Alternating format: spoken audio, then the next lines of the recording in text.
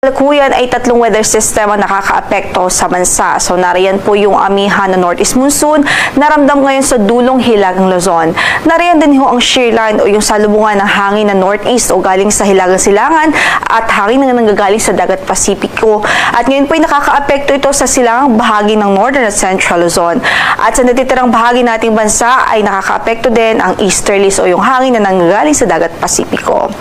Ngayon po itong northeast monsoon, nagdudulot po ito ng malamig na panahon, mababang mga temperatura dito sa dulong hilagang Luzon at maliban po dyan ay maulap na papawirin na may mga pag-ulan. So saan man ang lakad na ating mga kababayan doon, huwag mong kalimutan magdala ng payong.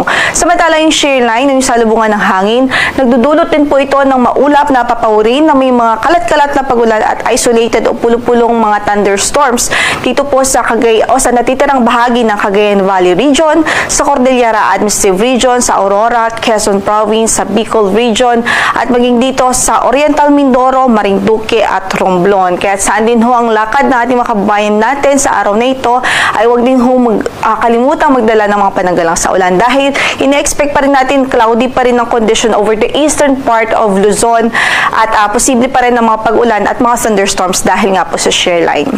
Samantala, ang buong Mindanao, ang Eastern Visayas, Central Visayas at maging ang Negros Island Region ay makakaranas din ho. In-expect natin makaranas pa rin ng maulap na papawirin na may mga kalat-kalat na pagulan at pagkidlat pagkulog dahil naman po sa epekto or effect po nitong si easterlies.